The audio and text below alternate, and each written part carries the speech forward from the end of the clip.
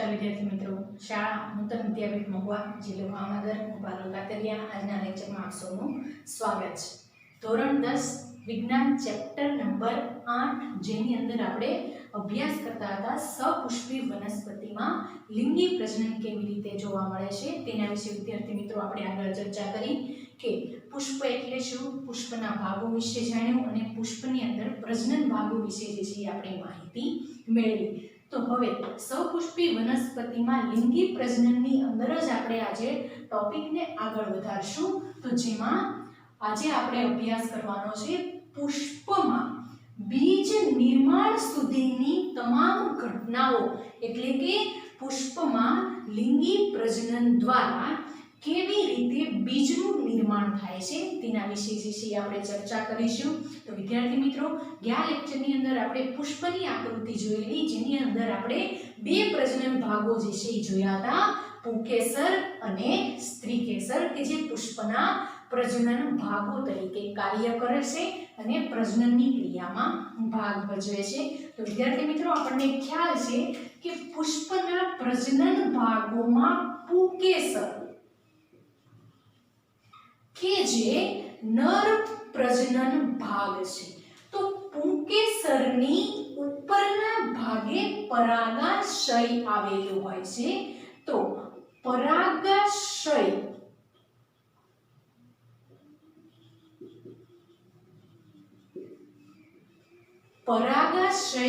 કોનું નિર્માણ કરે છે? તો કે પરાગરજનું. તો વિદ્યાર્થી મિત્રો, આપણે પુંકેસરનો ભાગ જે છે અહીંયા દર્શાવેલો છે એક અલગ કરીને, અને પરાગરજની પણ રચના દર્શાવી છે. તો પુંકેસરની અંદર એટલે કે પરાગાશયમાં આવેલ, તો પરાગાશય જે છે ઈ પરાગરજનું નિર્માણ કરે છે. શેનું નિર્માણ કરશે? પરાગરજનું, કે જે નરજન્યુ છે. તેવી જ રીતે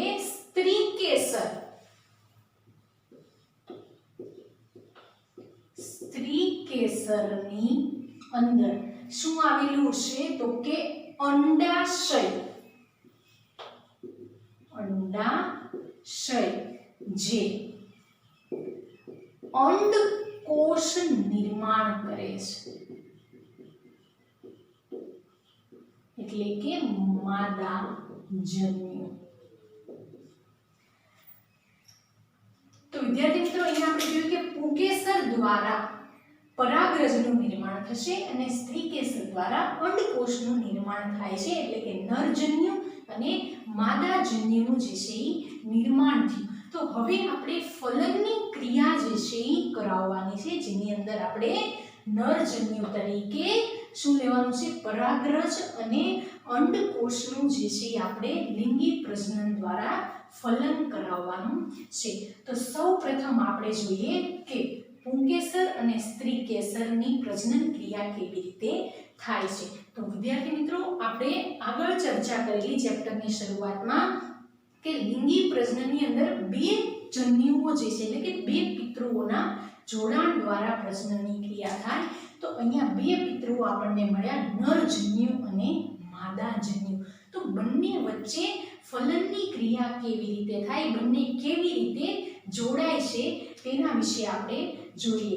તો નરજન્યુ અને માદાજન્યુના જોડાણની ક્રિયાને પરાગનયન કહે છે. શું કહેવાય વિદ્યાર્થી મિત્રો? પરાગનયન.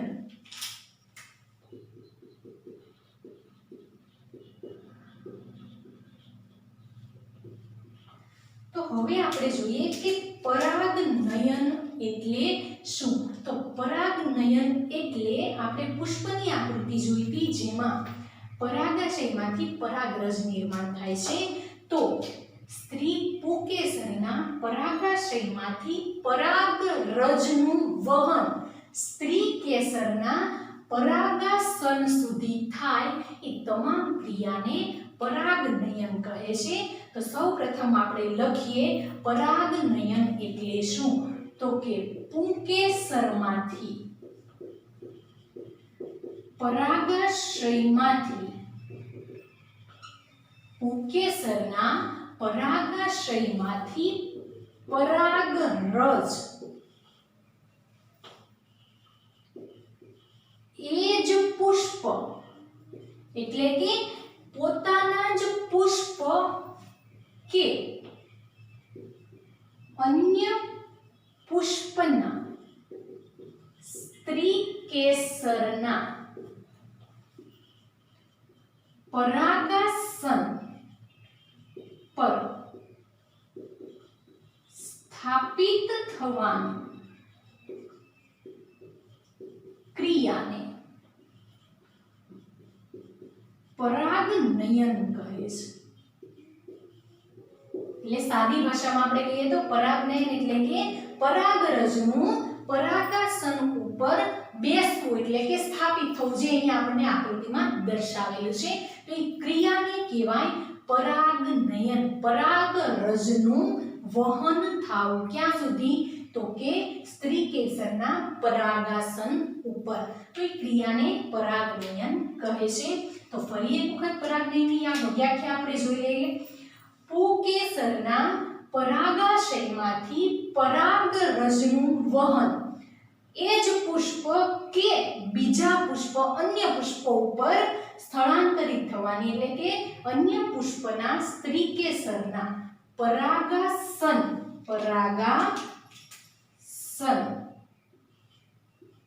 પર સ્થાપિત થવાની ક્રિયાને પરાગનયન કહે છે.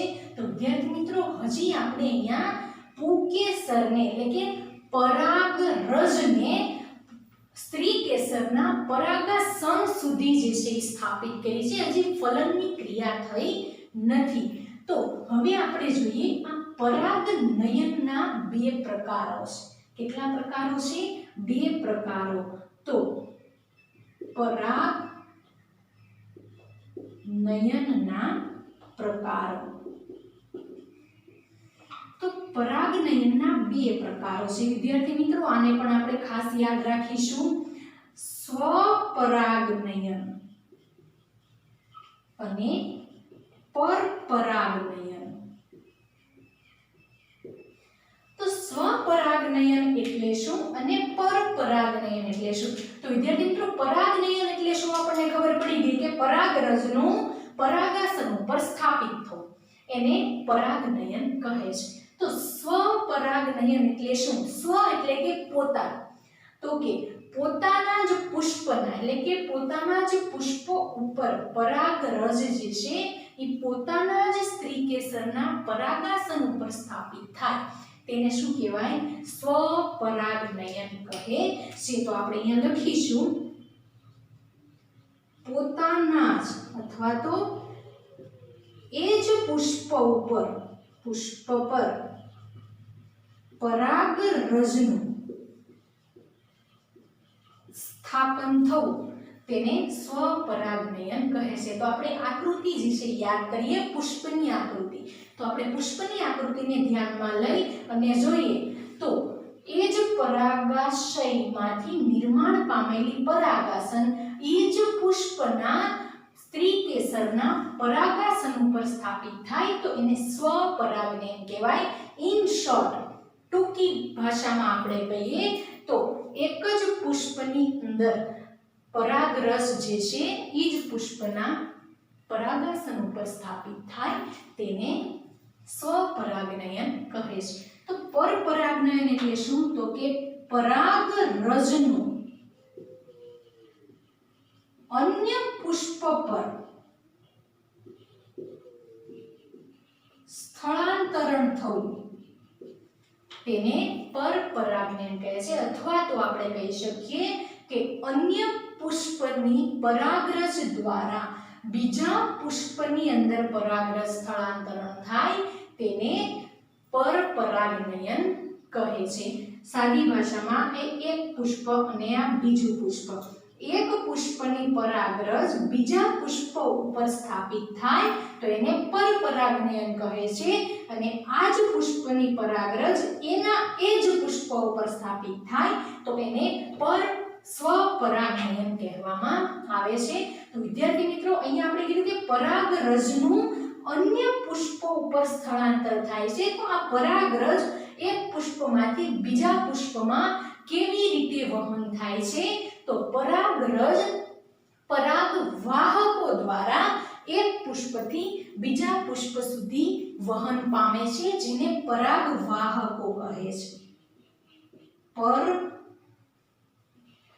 પરાગનયનના વાહકો। પરપરાગનયન માટે કોણ કોણ જવાબદાર હોઈ શકે? તો કે પેલું પવન, પાણી અને પ્રાણીઓ।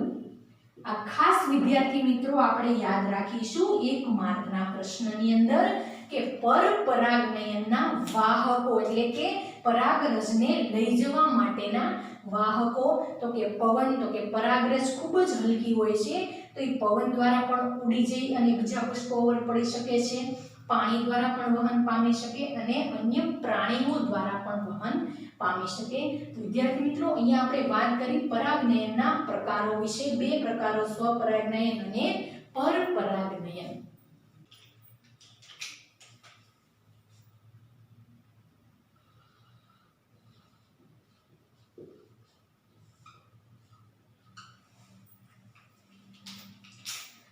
તો વિદ્યાર્થી મિત્રો હવે આપણે જોઈએ ફલન એટલે શું। પ્રથમ આપણે વાત કરી તો કે નરજન્યુ એટલે કે પરાગરજ ને સ્ત્રી કેસરના પરાગાસન ઉપર સ્થાપિત કરી। હવે ફલન કેવી રીતે થાય છે તેના વિશે જોઈએ। તો સૌપ્રથમ પુંકેસરમાંથી પરાગરજ પરાગાસન પર સ્થાપિત થાય છે, જે આપણે અહીંયા આકૃતિને ધ્યાનમાં લઈ અને અભ્યાસ કરશું। તો સૌપ્રથમ આ સ્ત્રી કેસરની રચના છે। તો પરાગરજ ક્યાંથી આવે છે? તો કે પુંકેસરમાંથી પરાગરજ પરાગાસન ઉપર સ્થાપિત થાય છે। હવે શું થશે? તો કે હવે પરાગરજ અંકુરણ પામી। પરાગરજ શું કરશે? પરાગરજ અંકુરણ પામી, જે આપણે અહીં આકૃતિમાં દર્શાવેલી છે। પરાગરજ અંકુરણ પામી લાંબી નલિકામય રચનાનું જે છે નિર્માણ કરે છે, જેને પરાગનલિકા કહે છે। તો પરાગરજ અંકુરણ પામવાથી પરાગનલિકાનું નિર્માણ થાય છે। કોનું નિર્માણ થશે? પરાગનલિકાનું નિર્માણ જે છે થાય છે। હવે વિદ્યાર્થી મિત્રો આપણે જોઈએ આ પરાગનલિકા વહન શેમાં પામે છે? તો કે આ જે સ્ત્રી કેસરનો લાંબો ભાગ છે, જેને પરાગવાહિની કહે છે। તો પરાગરજ અંકુરણ પામી પરાગનલિકામાં નિર્માણ પામે છે। આ પરાગનલિકા પરાગવાહિનીમાંથી પસાર થાય છે। કેમાંથી પસાર થાય છે? પરાગવાહિનીમાંથી પસાર થઈને ક્યાં સુધી જશે એ જોઈએ। તો પરાગનલિકા પરાગવાહિનીમાં વહન પામી પરાગનલિકા પરાગવાહિનીમાં વહન પામી અને અહીંયા આપણને અંડાશય દર્શાવેલું છે। શું દર્શાવેલું છે? અંડાશય, અને એની અંદર અંડક દર્શાવેલું છે। તો વિદ્યાર્થી મિત્રો અહીંયા પરાગનલિકા આપણને છેક અંડક સુધી જે છે એ દર્શાવેલી છે। તો આ લીલા કલરની લાંબી નળી જે છે એ ક્યાં સુધી જાય છે? તો કે અંડક સુધી પહોંચે છે। તો આ પરાગવાહિનીમાંથી પરાગનલિકા ક્યાં સુધી પહોંચે? અંડક સુધી પહોંચે છે। કોના સુધી પહોંચશે? અંડક સુધી પહોંચે છે। હવે આપણે જોવાનું છે કે આ પરાગનલિકાનું વહન જે છે એ અંડક સુધી થઈ ગયેલું છે। હવે આપણે જોઈએ કે આ નરજન્યુ કેવી રીતે વહન પામશે। તો સૌપ્રથમ આપણે જોઈએ પરાગરજ રજ નરજન્યુનું નિર્માણ કરે છે. કોનું નિર્માણ થશે? આજે પરાગ નલિકા દર્શાવેલી છે. પરાગ નલિકામાં અહીંયા પાછળ આપણે જે દર્શાવેલું છે નરજન્યુ છે, જે માદા પ્રજનનનો નરજન્યુ છે. તો હવે આ નરજન્યુ જે છે એ ક્યાં વહન પામશે? તો કે નરજન્યુ ક્યાંથી નિર્માણ પામેલો છે? પરાગરજમાંથી. તો પરાગરજમાંથી નિર્માણ પામેલો નરજન્યુ કેમાં વહન પામે છે? તો કે પરાગ નલિકામાં. તો નરજન્યુ પરાગ નલિકામાંથી વહન પામે. પરાગ નલિકામાંથી વહન પામે. તો હવે પરાગ નલિકા ક્યાં સુધી જાય છે વિદ્યાર્થી મિત્રો? તો કે અંડાશય સુધી અને અંડક સુધી પહોંચે છે. તો આ નરજન્યુ પરાગ નલિકામાંથી વહન પામી અંડક સુધી પહોંચે છે. કોના સુધી પહોંચી ગયો? હવે પરાગ રજમાંથી નિર્માણ પામેલો નરજન્યુ પરાગ નલિકામાંથી વહન પામી અંડક સુધી પહોંચે છે. આ અંડક એટલે સ્ત્રી પ્રજનન તંત્રનો ભાગ, માદા પ્રજનન તંત્રનો ભાગ. હવે આ અંડકની અંદર શું થશે? તો કે અંડકમાં નરજન્યુ અને માદાજન્યુ જોડાઈ જાય છે. હવે અહીંયા અંડકની અંદર શું થશે? તો કે અંડકોષ કે જે માદાજન્યુ છે, અહીંયા આપણે લખશું માદાજન્યુ, અને પરાગ નલિકામાંથી નરજન્યુ જે છે એ વહન પામી અને અંડાશય અંડકમાં આવે છે. તો અંડકમાં નરજન્યુ અને માદાજન્યુ જોડાવાની જે ક્રિયા થાય છે જેને ફલન કહે છે. તો વિદ્યાર્થી મિત્રો, ફલન કેવી રીતે થાય છે તેના વિશે આપણે જોયું. તો સૌપ્રથમ ફલન થવા માટે સ્ત્રી કેસરના પરાગાસન ઉપર પરાગરજ સ્થાપિત થાય છે. પરાગરજ અંકુરણ પામી પરાગ નલિકાનું નિર્માણ કરે છે. પરાગ નલિકા પરાગવાહિનીમાંથી પસાર થઈ અંડક સુધી પહોંચે છે. અંડકની અંદર માદાજન્યુ કોષ હોય છે. હવે પરાગરજ નરજન્યુ કોષનું નિર્માણ કરશે. ઈ નરજન્યુ પરાગ નલિકામાંથી અંડક સુધી પહોંચે છે અને અંડકની અંદર માદાજન્યુ અને અંડજન્યુ નરજન્યુ જે જોડાય છે એ જોડાવાની ક્રિયાને ફલનની ક્રિયા કહેવામાં આવે છે. હવે ફલન બાદ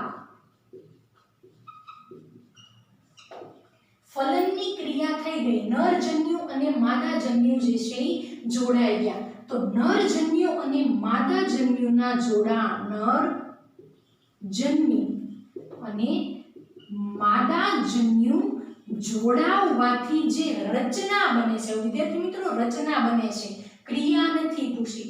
નરજન્યુ અને માદાજન્યુ જોડાવાની ક્રિયાને ફલન કહે છે, પરંતુ નરજન્યુ અને માદાજન્યુના જોડાવાથી જે રચના બને છે તેને ફલિતાંડ કહે છે. શું વિદ્યાર્થી મિત્રો કહેવામાં આવે છે? એને ફલિતાંડ કહેવામાં આવે છે. હવે આપણે જોઈએ ફલનની ક્રિયા થઈ ગઈ એટલે કે નરજન્યુ અને માદાજન્યુ જોડાણા એટલે ફલિતાંડનું અથવા તો આને યુગ્મનજ પણ કહે છે. યુગ્મનજનું નિર્માણ થઈ ગયું. તો હવે આપણે અહીંયા બીજો મુદ્દો શીખીએ, ફલન પછીની ઘટના. હવે ફલનની ક્રિયા પૂરી થઈ ગઈ. હવે ફલન પછી શું નિર્માણ થાય તેના વિશે આપણે જોઈએ. તો ફલનની ક્રિયા થઈ ગયા બાદ શેનું અંતે નિર્માણ થયું? તો કે ફલિતાંડનું નિર્માણ થાય છે. તો આપણે અહીંયા લખીએ ફલન પછી ફલિતાંડ બને છે. શું બન્યું? ફલિતાંડ બને છે. આ ફલન પછીની ઘટના છે વિદ્યાર્થી મિત્રો. તો ફલન પછી ફલિતાંડ બને છે. હવે આ ફલિતાંડમાં અનેક વખત વિભાજન થાય છે.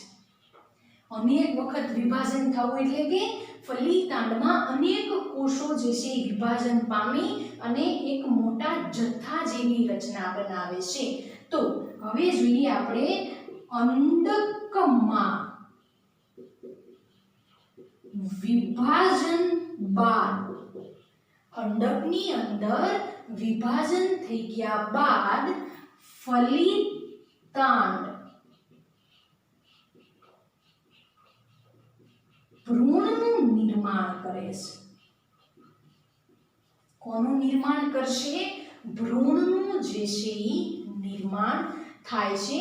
તો અહીંયા આપણે જોયું આ અંડક, એની અંદર માદાજન્યુ કોષ અને નરજન્યુ ફલન થાય એટલે ફલિતાંડનું નિર્માણ કરે છે.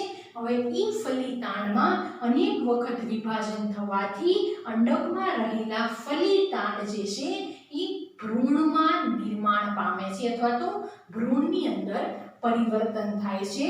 આ ભ્રૂણ નિર્માણ થઈ ગયા બાદ અંડકની ફરતે